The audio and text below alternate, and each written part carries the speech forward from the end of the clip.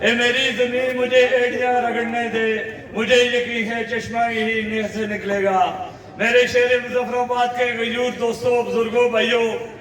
اور پنڈال میں بیٹھے ہوئے طلباء اور مختلف مکتبہ فکر سے تعلق رکھنے والے وکلا، سول سوسائٹی، ٹرانسپورٹر، اور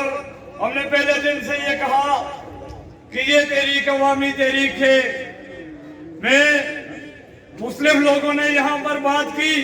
مختلف لوگوں نے تنقید کی، ہر ایک نے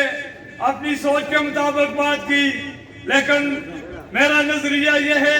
میری سوچ یہ ہے کہ اس سے پہلے کبھی بھی مظفر آباد سے ایسی تحریک نہیں چلی جس میں مختلف مکتبہ فکر کے لوگ اکٹھے ہوئے ہوں،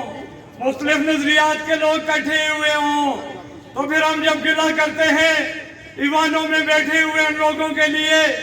جو ہماری ووٹوں سے الیکٹ ہو کے ہوئے بیٹھے ہیں، وہ یہ بات ہم سے کہتے ہیں، جب ہم انہیں یہ کہتے ہیں کہ آپ اپنے حقوق کے لیے کیوں نہیں بات کرتے، آپ عوام کے حقوق کے لیے یہ بات کیوں نہیں کرتے، تو ان کی طرف سے یہ جواب آتا ہے کہ جب عوام اپنے حقوق کے لیے نہیں کھڑی ہوتی، جب لوگ اپنے حق کے لیے نہیں کھڑے ہوتے، تو ہمیں اپنی کرسیاں پیاری ہیں، ہمیں بھی وہ اختیارات نہیں دیے گئے کہ ہم آپ کی بات کر سکیں۔ بات ان کی بھی سچ ہے میرے دوستوں، میرے عزیزوں۔ 90 کے دہائی میں یہاں پر جب چند سر پھرے یہ بات کرتے تھے، اس وقت عام آدمی کو یہ شعور نہیں تھا کہ یہ سر پھرے کیوں آزادی کی بات کرتے ہیں۔ تو یہاں پر یہ کہا جاتا تھا کہ یہ راہ کے ایجنٹ ہیں،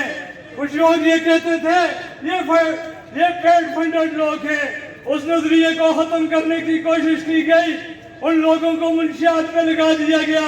اس کے بعد یہی نظریہ بڑا پھلا، جب بات آٹے کی آئی، جب بات بجلی کی آئی، تو آج وہ لوگ ڈر رہے ہیں کہ یہاں پر بھی لوگ آزادی پسند ہیں، یہاں پر بھی لوگ خود مختار کشمیر کی بات کرتے ہیں، جبکہ ایسا بالکل بھی نہیں ہے۔ نہ ہم اینٹی اسٹیٹ ہیں، نہ ہم پاکستان کے خلاف ہیں۔ اگر اپنے حق کی بات کرنے پہ ہمیں راہ کا جنگ کہا جاتا ہے تو ہاں میں راہ کا جنگ ہوں، اگر عوام کے حق کی بات کرنے کے لیے کہا جاتا ہے تو پھر ہاں میں راہ کا جنگ ہوں۔ لیکن یہ وہ لوگ کہتے ہیں جو اپنی کرسیاں بچانے کے لیے الیکٹ ہو کر ضرور جاتے ہیں۔ مجھ سے پہلے راجہ امجد خان صاحب نے بات کی